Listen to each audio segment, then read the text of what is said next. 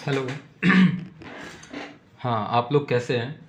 जैसा कि मैंने लास्ट टाइम आप लोगों से बात किया था कि मैं आपको बुक लिस्ट बताऊंगा, पैटर्न बताऊंगा कि कैसे कैसे कौन एग्ज़ाम का पैटर्न है और कैसे कौन कौन सी किताबें पढ़नी हैं और कौन सी बुक लिस्ट है और कौन कौन सा सब्जेक्ट है। पहले फर्स्टली मैं उस चीज़ को शेयर करूंगा, फिर धीरे धीरे धीरे धीरे मैं जो है एक एक सब्जेक्ट को उठाऊंगा और हर सब्जेक्ट के एक एक टॉपिक को स्टेप बाय स्टेप कवर करते हुए चलेंगे, आर ओ 2026 को टारगेट करते हुए। तो सबसे पहले मैं कुछ चीज़ें मैंने नोट डाउन की है, आप उसको देखिए।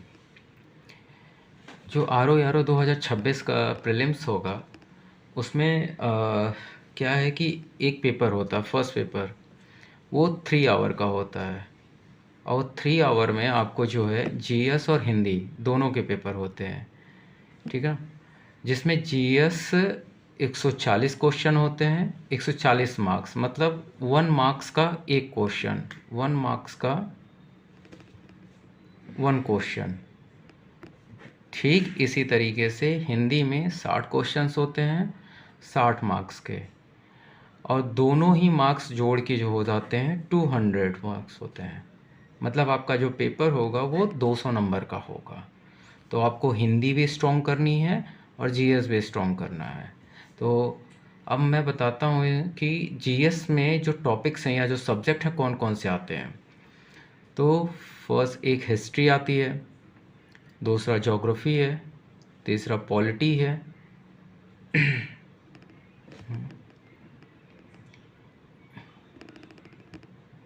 पॉलिटी है, चौथा इकॉनमी है, पांचवा साइंस है, छठा इन्वायरमेंट है। तो ये हमारे जो हैं ये मेजर सब्जेक्ट हैं, जो बड़े सब्जेक्ट हैं जिनको बहुत अच्छे से कवर करने की ज़रूरत है। इसके बाद स्मॉल स्मॉल टॉपिक आते हैं। यूपी स्पेशल है, जनगणना है, आर्थिकी है, एग्रीकल्चर है और रीजनिंग है। और जो मोस्ट इम्पॉर्टेंट है वो है करंट अफेयर। तो करंट अफेयर पे हमारी पकड़ बहुत अच्छी होनी चाहिए। तो अब अगर हम बात करें कि हिस्ट्री में, तो देखो हिस्ट्री के टॉपिक्स हो गए। अब हिंदी के टॉपिक मैं आपको बता देता हूँ। हिंदी में टोटल 6 टॉपिक होते हैं। विलोम शब्द,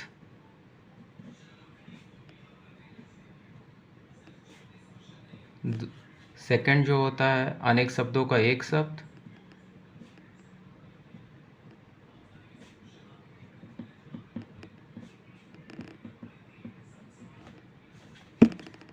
थर्ड है तत्सम तद्भव, फोर्थ है विशेष विशेषण,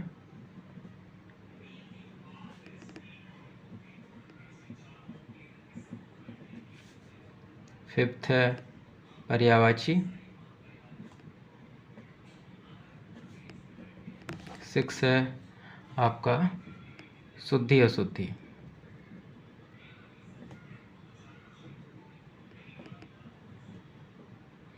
हिंदी में सिर्फ 6 टॉपिक आते हैं और इन 6 टॉपिक में सभी टॉपिक्स जो हैं 10-10 नंबर के होते हैं और एक 10 नंबर के होते हैं।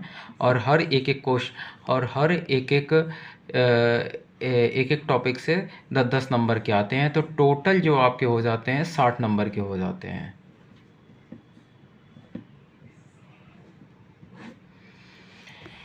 हाँ, मैं बताता हूँ आपको कि फर्स्टली आपको चीज़ों को तैयार करने से पहले चीज़ों को समझना ज़रूरत है। तो आपको सबसे पहले पीवाईक्यू क्वेश्चंस लगाने चाहिए। तो मैं आपको सजेस्ट करूँगा कि आप मैं आपको सजेस्ट करूँगा कि आप 1 सेकेंड,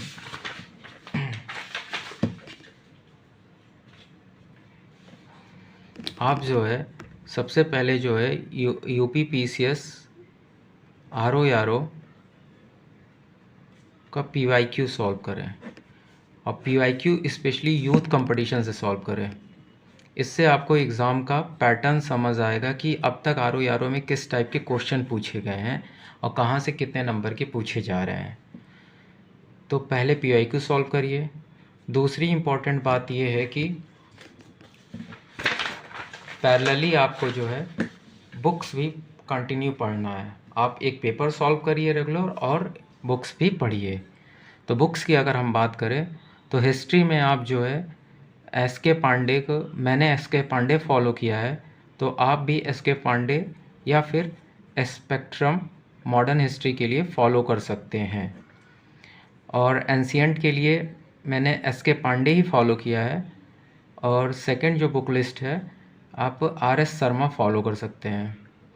बाकी मिडावल के लिए कोई बुक फॉलो करने की ज़रूरत नहीं है। अगर आपको लगता है कि फ़ॉलो करना चाहिए तो एस के पांडे की बुक आती है मिडावल के लिए, और आप बेस्ट है मिडावल के लिए एस के पांडे। ज्योग्राफ़ी की बात करें तो ज्योग्राफ़ी में आप जो है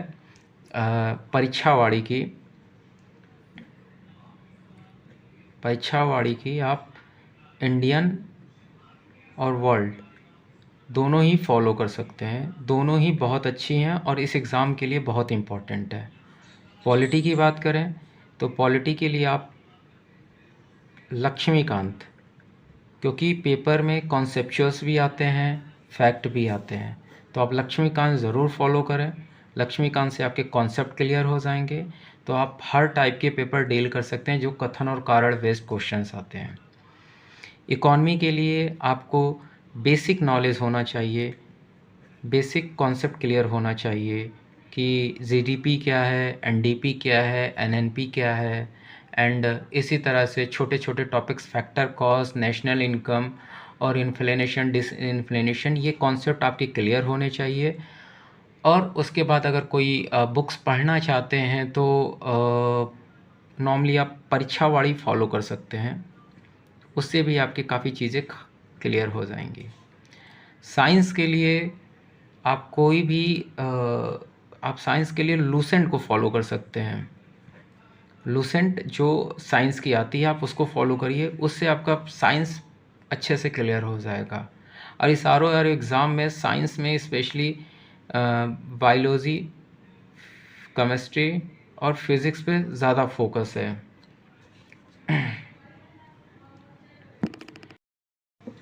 सॉरी हाँ, मैं आगे बता रहा था कि साइंस में सबसे पहले बायोलॉजी को स्ट्रॉन्ग करिए, फिर केमिस्ट्री को स्ट्रॉन्ग करिए, फिर फिज़िक्स को स्ट्रॉन्ग करिए।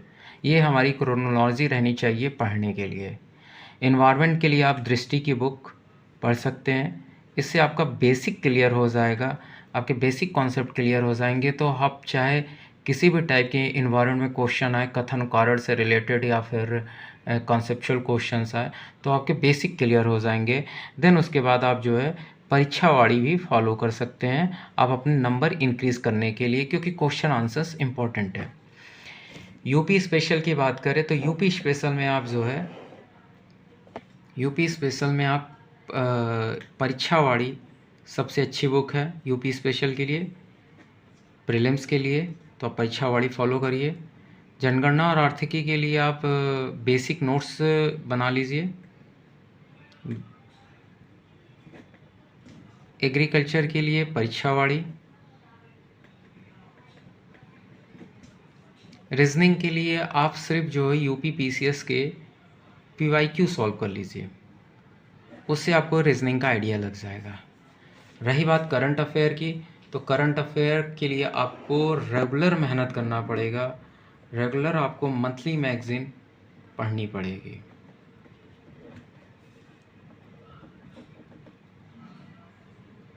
मैगज़ीन आपको पढ़ना पड़ेगा। और मैगज़ीन की अगर बात करें तो मैगज़ीन में आप जो है 2-3 मैगज़ीन्स आती हैं। आप क्रॉनिकल फॉलो कर सकते हैं, आप घटना चक्र फॉलो कर सकते हैं, और एक मैगज़ीन और आती है, अभी मुझे नाम नहीं याद आ रहा है, बट ये दोनों ही मैगज़ीन बहुत अच्छी हैं। क्रॉनिकल में आप पतली वाली मैगज़ीन फॉलो करिएगा, और घटना चक्र की मंथली आती है, आप वो फॉलो करिएगा। तो दोनों ही आप दोनों में से कोई एक फॉलो करिए, और एक ही को अच्छे से पढ़िए। कम मंथ में एटलीस्ट 2 टाइम्स पढ़िए। इससे आपका क्या होगा कि करंट धीरे धीरे आपका प्रिपेयर हो जाएगा। अब हम बात करते हैं हिंदी की। हिंदी के लिए आपको ज़्यादा कुछ नहीं करना है। हिंदी के लिए सबसे बेस्ट है कि आप जो है एक घटना चक्र की बुक आती है, समान हिंदी, आर ओ यालो के लिए। बस आप वो ख़रीद लीजिए और उसको आप प्रैक्टिस करना चालू कर दीजिए। और इसी के साथ जो है समान हिंदी उसको प्रैक्टिस करिए। और और जब आप इसको प्रिपेयर कर लें तब आप जो है एक स्टैंडर्ड बुक फॉलो करें, क्योंकि आपका पीवाईक्यू जब तैयार हो जाएगा तो आपको कॉन्फिडेंस हो जाएगा कि मुझे बेसिक चीज़ें क्लियर हो गई हैं। तो आप थोड़ी एक स्टैंडर्ड बुक फॉलो कर सकते हैं हरदेव बहारी की। तो आप ये 2 बुक फॉलो करके आप अपनी तैयारी में धार दीजिए। तो मैंने आज आपको पूरा का पूरा ब्रीफली बता दिया है कि कौन से बुक फॉलो करनी है, कौन सा नहीं फॉलो करना है। आप फर्स्टली इतना काम करिए, फिर मैं आपको धीरे धीरे सारी चीज़ें मैं क्लियर कर दूंगा कि कैसे आपको आगे बढ़ना है, कैसे आपको तैयारी करनी है। और मैं हर एक एक सब्जेक्ट को अच्छे से टॉपिक बाय टॉपिक कवर करते हुए चलूँगा। आज के लिए बस इतना ही। थैंक्स।